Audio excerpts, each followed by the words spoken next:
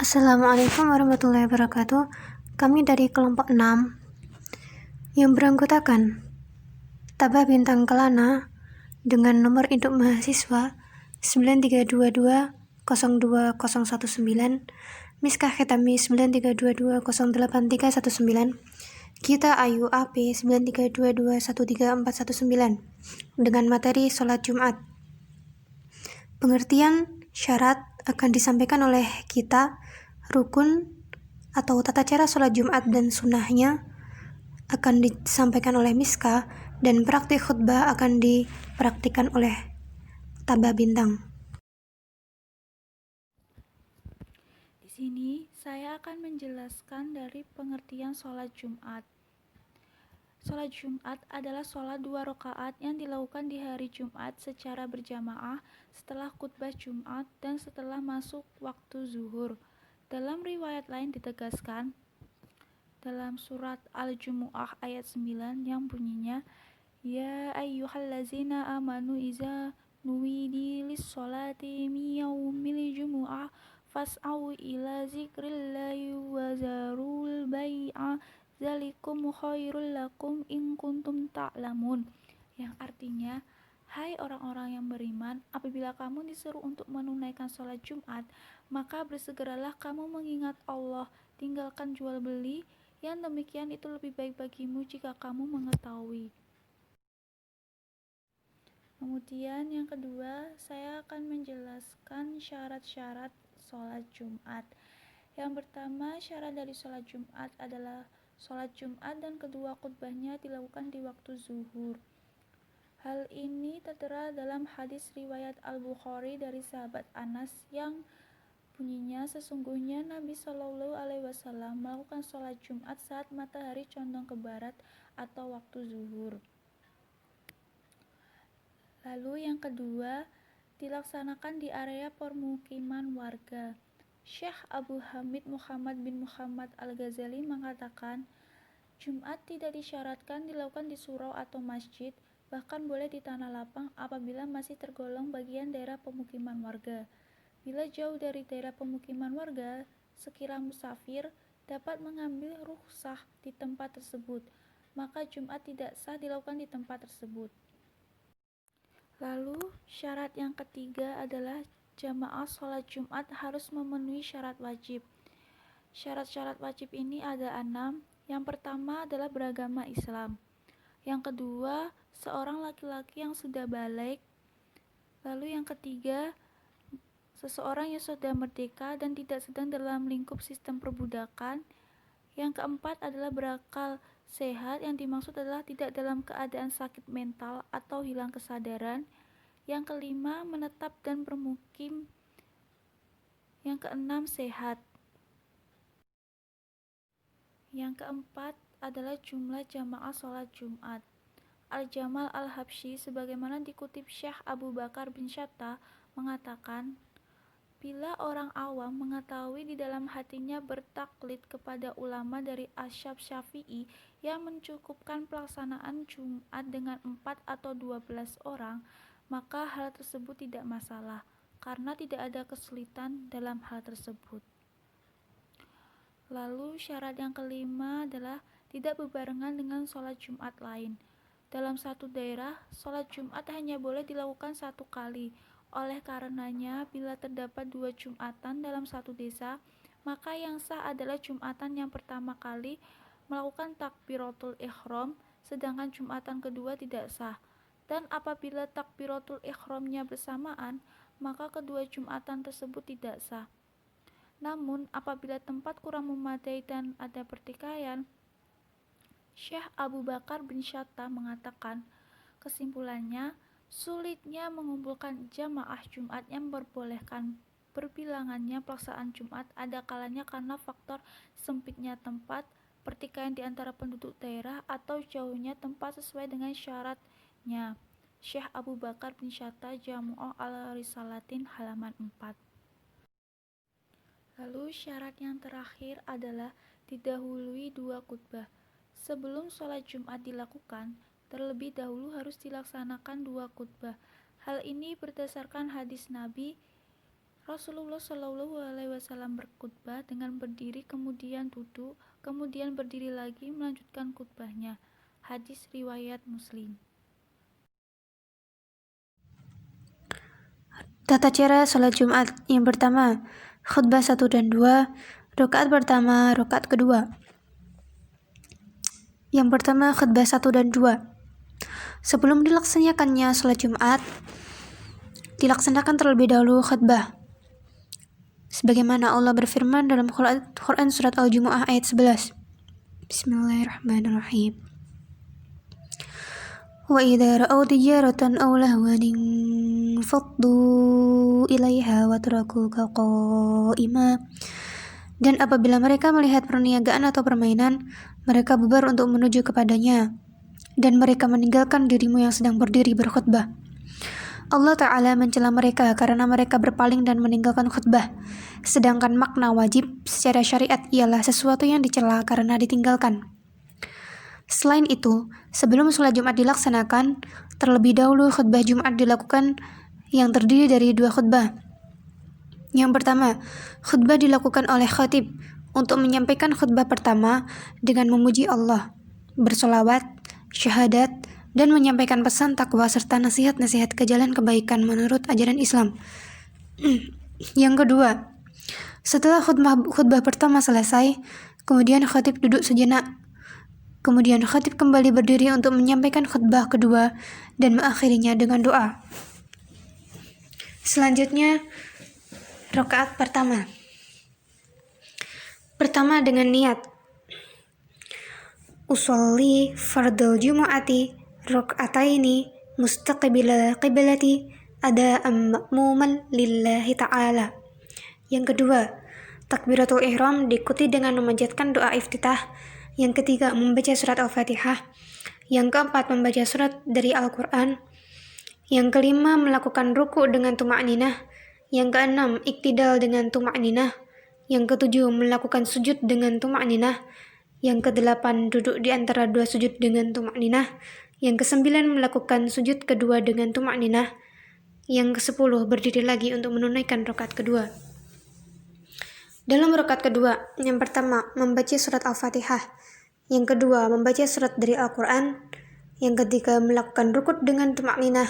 Yang keempat, iktidal dengan tuma'ninah. Yang kelima, melakukan sujud dengan tuma'ninah. Yang keenam, duduk di antara 2 sujud dengan tuma'ninah.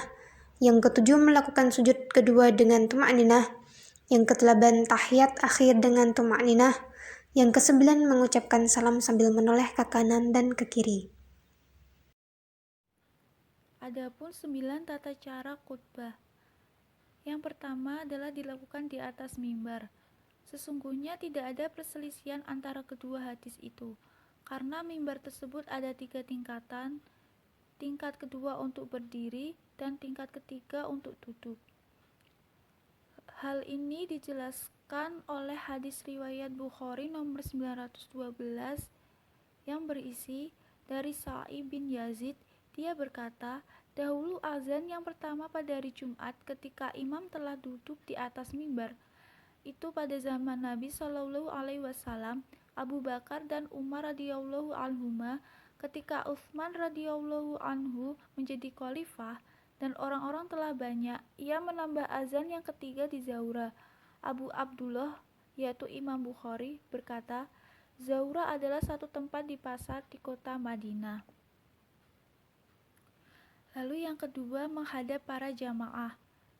Hal ini dijelaskan dalam hadis riwayat Ibnu Majah yang berisi, Nabi Shallallahu Alaihi Wasallam saat berdiri di atas mimbar, para sahabatnya menghadapkan wajahnya kepada beliau. Lalu yang ketiga, azan sebelum khutbah. Dalam kitab karya Imam Al-Syafi'i ditegaskan, dari Al-Rabi, dari Al-Syafi'i, dari seorang yang terpercaya, dari Al-Zuhri, dari Al-Sa'ib bin Yazid, bahwa mula-mula azan Jumat dikumandangkan saat imam duduk di atas mimbar di zaman Rasulullah, Abu Bakar, dan Umar. Kemudian saat pemerintahan Utsman bin Affan dan semakin banyaknya umat Islam, Khalifah Utsman memerintahkan azan yang kedua, kemudian dikumandangkan azan sesuai perintahnya. Kemudian azan Jumat berlaku tetap seperti petunjuk sahabat Utsman. Al-Imam Al-Syafi'i Juz 1 halaman 195. Yang keempat adalah membaca khutbah dengan lantang. Khutbah hendaknya dibaca dengan lantang dan keras. Hal ini agar dapat lebih menggugah antusiasme jamaah. Anjuran ini juga berdasarkan sunnah fi'liyah perilaku Nabi saat beliau menyampaikan khutbah. Hal ini ditegaskan dalam hadis riwayat sahabat Jabir bin Abdillah yang berisi Rasulullah Shallallahu Alaihi Wasallam saat beliau berkhutbah, kedua matanya memerah, suaranya lantang dan tampak sangat marah seakan-akan beliau memperingatkan tentara perang. Hadis riwayat Muslim. Lalu yang kelima, mengucapkan salam sebelum khutbah. Saat khatib maju ke depan dan telah sampai di depan mimbar, hendaknya ia menghadap para jamaah dan mengucapkan salam kepada mereka. Setelah itu dianjurkan duduk sejenak sampai muazin selesai memandangkan azan di hadapannya. Demikian itu sebagaimana dilakukan oleh para nabi dan para sahabatnya. Sesungguhnya Nabi Shallallahu Alaihi Wasallam jika telah naik mimbar biasa mengucapkan salam. Dari hadis riwayat Ibnu Majah disahihkan oleh Syaikh Al-Albani dalam Sahih Ibnu Majah. Lalu yang keenam adalah durasi khutbah tidak terlalu pendek dan panjang. Khutbah hendaknya disampaikan dalam durasi yang standar, tidak terlampau pendek, tidak pula terlalu panjang. Dalam sebuah hadis ditegaskan bahwa durasi sholat dan khutbahnya Nabi sesuai dengan standar umum. Dari hadis riwayat Muslim. Lalu yang ketujuh adalah memegang tongkat dengan tangan kirinya. Saat ia berkhutbah, tangan kiri khatib dianjurkan memegang tongkat, pedang, busur panah, atau benda-benda sejenis. Hal ini berdasarkan hadis Nabi yang berisi bahwa Nabi berdiri dalam khutbah Jumat seraya berpegangan atas busur tanah atau tongkat. Dari hadis riwayat Abu Daud. Lalu yang terakhir, mudah dipahami jamaah. Sebaiknya materi khutbah berupa konten yang ringan, mudah dicerna oleh para jamaah, tidak menyampaikan materi yang berat, sebab hal tersebut tidak dapat diambil manfaatnya. Contoh materi yang sederhana misalkan yang berkaitan dengan keutamaan berjamaah, keutamaan membaca Al-Quran, kemuliaan bulan-bulan tertentu, bahaya riba, efek negatif zina, dan lain sebagainya. Sahabat Ali mengatakan, bicaralah kepada manusia dengan perkara yang mereka ketahui. Apakah kalian suka Allah dan Rasulnya didustakan? Yang terakhir, membaca surat Al-Ikhlas ketika duduk di antara dua khutbah. Hal ini telah dijelaskan di kitab Al-Fatawi Al-Fiqhiyah Al-Kubra yang isinya sebagai berikut. Disebutkan dalam kitab Al-Ubab bahwa disunahkan bagi khatib membaca surat Al-Ikhlas. Dalam penjelasannya atas kitab tersebut, aku mengatakan, aku tidak melihat satupun ulama yang menjelaskan tentang kesunahan membaca surat Al-Ikhlas bagi khatib secara khusus saat ia duduk di antara dua khutbah. Sisi pandang kesunahannya adalah bahwa perkara yang sunnah dilakukan khatib adalah membaca ayat suci Al-Quran saat ia duduk di antara dua khutbah sebagaimana yang ditunjukkan oleh hadis riwayat Ibnu Hibban bahwa Rasulullah membaca ayat suci Al-Quran dalam duduknya di antara dua khutbah. Bila demikian sunnahnya, maka surat Al-Ikhlas lebih utama untuk dibaca daripada yang lain karena pahala, keutamaan, dan kekhusyuan yang dimilikinya melebihi ayat Al-Quran lainnya. Sunnah-sunnah sholat Jumat. Yang pertama, sholat sunnah sebanyak-banyaknya. Dalam hadis riwayat Ahmad yang berbunyi, Annal muslima idza utasalla yaumal jum'ati summa aqbala ilal masjidi la yu'di ahadan fa illam yajidil imama kharaja shalla ma badalahu wa in wajidal imama qad kharaja jalasa fastama'a wa ansat hatta yaqdiyal imamu jumu'atahu wa kalamahu in lam yughfar lahu fi jumu'atihi tilka dunubuhu kulluha an takuna kaffaratan lil jumu'ati allati taliha. Artinya, ketika seorang muslim mandi di hari Jumat, kemudian berangkat ke masjid, lalu dia tidak menyakiti atau mengganggu seorang pun, jika Jika dia menjumpai imam sholat Jumat belum datang, dia pun sholat sebanyak yang dia mampu. Adapun jika dia melihat imam sudah datang, dia pun duduk mendengarkan khutbah dan diam sampai imam menyelesaikan sholat Jumat dan khutbahnya. Jika dia tidak diampuni pada hari Jumat tersebut dosa-dosa dia seluruhnya, maka hal itu adalah penggugur dosa sampai hari Jumat berikutnya. Yang selanjutnya ialah sunnah mandi memakai wangi-wangian. Dalam hadis riwayat Bukhari nomor 883, yaghtasilu rajulun yawmal jum'ati wa yatatahharu mastata'a min tuhrin wa yaddahinu min duhnihi aw yamassu min tibi baitihi thumma yakhruju fala yufarriqu baina itsnaini thumma yusalli ma kutiba lahu thumma yunsitu idza takallama al-imam illa ghufira lahu ma bainahu wa bainal jumu'atil ukhra.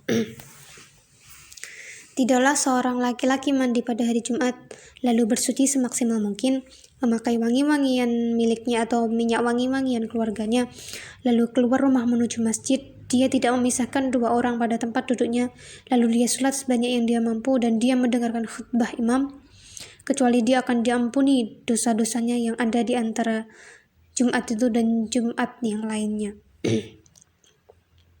Sunnah selanjutnya ialah bersegera menuju masjid.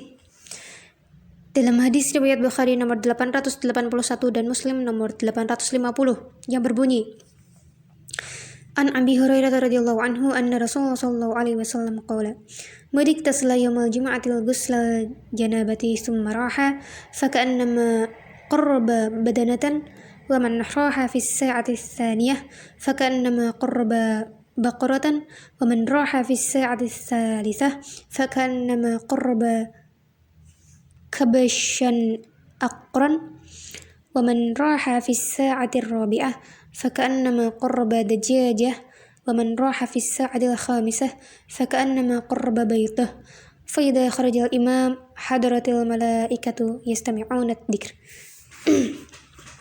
Dari Abu Hurairah radhiyallahu anhu bahwasanya Rasulullah sallallahu alaihi wasallam bersabda, "Barang siapa mandi pada hari Jumat seperti ia mandi junub, kemudian berangkat ke masjid di awal waktu, maka ia seperti orang yang berkurban seekor unta. Barang siapa berangkat ke masjid di waktu kedua, maka ia seperti orang yang berkurban seekor sapi. Barang siapa yang berangkat ke masjid di waktu ketiga, maka ia seperti orang yang berkurban seekor kambing yang memiliki tanduk. Barang siapa yang berangkat ke masjid di waktu keempat, maka ia seperti orang yang berkurban seekor ayam. Barang siapa yang berangkat ke masjid di waktu kelima, maka ia seperti orang yang berkurban sebutir telur. Jika imam khatib telah keluar naik ke mimbar, maka para malaikat hadir untuk mendengar dzikir khutbah Jumat."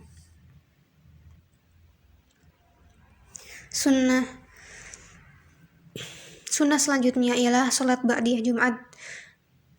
Dalam hadis riwayat Muslim nomor 882 berbunyi, "Annahu kana idza shallal jum'atal insarafa fasjada sajdataini fi baitihi thumma qala kana Rasulullah sallallahu alaihi wasallam yasna'u dzalik." Jika Ibnu Umar melaksanakan sholat Jumat, setelahnya ia melaksanakan sholat 2 rakaat di rumahnya, lalu ia berkata bahwa Rasulullah sallallahu alaihi wasallam biasa melakukan seperti itu.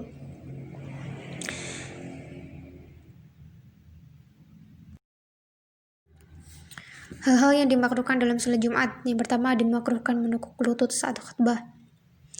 Imam Nawawi rahimahullah dalam Riyadhus Shalihin menjelaskan, karahatul ijtiba yaumul jumu'ati wal imamu yakhtubu li'annahu yajlibun naum fayafut istima' al-khutbah wa yakhafu intiqad al-wudu'. Dimakruhkan memeluk lutut pada hari Jumat saat khatib berkhutbah karena dapat menyebabkan tertidur sehingga terluput dari mendengarkan khutbah, dan khawatir pula seperti itu dapat membatalkan wudu. Yang kedua, dimakruhkan melangkahi pundak-pundak saat khutbah.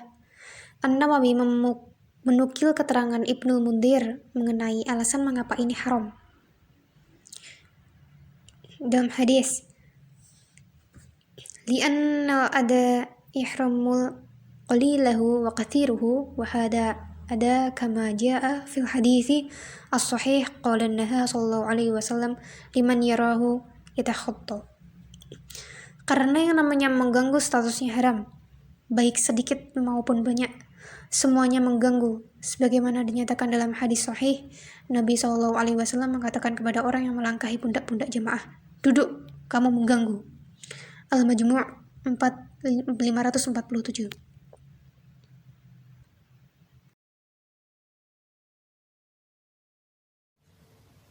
Assalamualaikum warahmatullahi wabarakatuh. Di sini saya akan memberikan contoh praktik khutbah Jumat. Assalamualaikum warahmatullahi wabarakatuh. Alhamdulillahi nahmaduhu wa nasta'inuhu wa nasta'dihi wa nastaghfiruh wa na'udzu bihi min sururi anfusina wa sayyiati a'malina may yahdihillahu fala mudhillalah wa may yudhlil fala hadiyalah.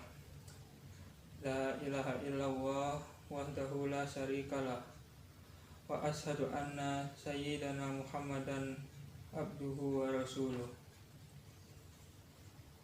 Allahumma salli wa sallim ala sayyidina Muhammad abdika wa rasuli kan nabi ummi wa ala alihi wa sahbihi ajmain, amma ba'd. Ayyuhal muslimin, usikum wa nafsi bitaqwallah.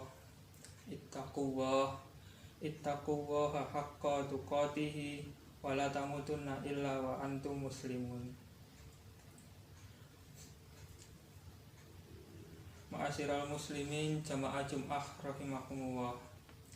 Marilah kita tingkatkan ketakwaan kita kepada Allah Subhanahu wa Ta'ala dengan senantiasa menjalankan segala perintahnya dan menjauhi segala larangannya. Marilah kita senantiasa bersyukur atas segala nikmat dan karunia-Nya, sehingga kita bisa berkumpul di majelis ini untuk menjalankan sholat Jumat berjamaah. Ma'asyiral muslimin rahimakumullah, adalah menjadi faktor suksesnya seseorang, kebahagiaan seseorang jika orang itu mempunyai anak cucu yang solih solihah. Bagaimana tidak? Dengan anak cucu yang soleh solihah itulah saat kita mati ada yang mensolati, saat kita mati ada yang mendoakan, saat kita mati ada yang menziarahi makam kita. Dengan adanya anak yang soleh solihah itulah saat kita mati memang kita meninggalkan masjid, namun anak-anak cucu kita juga yang akan meneruskan jamaah di masjid. Memang dengan kita mati maka kita akan meninggalkan musola, tapi dengan anak cucu yang solih-solihah itulah anak cucu kita melanjutkan musola dan seterusnya. Kaum muslimin rahimakumullah, Rasulullah sallallahu alaihi wasallam bersabda, "Min sa'adatil mar'i anfakuna zaujatuhu salihah wa auladuhu abroron." Adalah termasuk faktor kebahagiaan suksesnya seseorang jika orang itu mempunyai istri yang salihah. Dari pasangan suami istri yang salih-salihah itulah kelak akan lahir anak cucu yang salih-salihah. Kaum muslimin rahimakumullah, untuk itu maka kita yang rata-rata awam tidak bisa mengajari anak sendiri, tidak bisa mengulang kitab anak sendiri, tidak bisa mendidik anak secara langsung. Kita orang awam juga mungkin repot dan biasanya hanya titip kepada orang lain, titip kepada lembaga pendidikan. Pastikan orang lain yang kita titipi mendidik anak kita orang yang benar-benar akhlaknya, orang yang benar agamanya, orang yang benar akidahnya. Pastikan lembaga yang di situ kita menitipkan pendidikan anak kita, pastikan lewat pendidikan anak itu, lewat pendidikan di sekolah itu, anak-anak kita menjadi solihah. Mereka tetap ngaji, mereka tetap menjaga sholatnya. Memang favoritnya sekolah penting kaum muslimin rahimakumullah untuk masa depan keduniaan.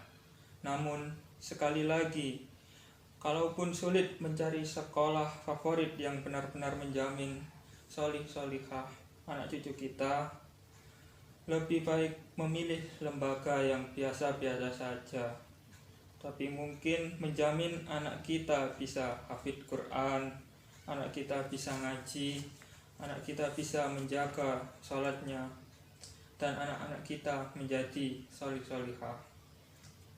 Sekali lagi, marilah kita menitipkan anak kita kepada lembaga-lembaga pendidikan Islam yang bisa menjamin anak cucu kita nanti solihah. Bismillahirrahmanirrahim. Wal asri innal insana lafi khusrin illa alladziina amanu wa amilus solihah wa tawassaw bil haqqi wa tawassaw bis sabr.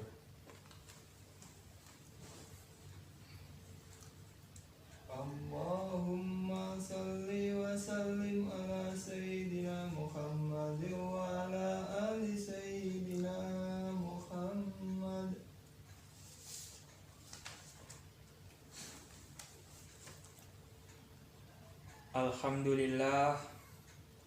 Alhamdulillahi hamdan katsiran kama amar. Asyhadu an la ilaha illa wahdahu la syarikalah. Irghaman liman jahada bihi wa kafar. Wa asyhadu anna Muhammadan abduhu wa rasuluh sayyidil insi wal bashar.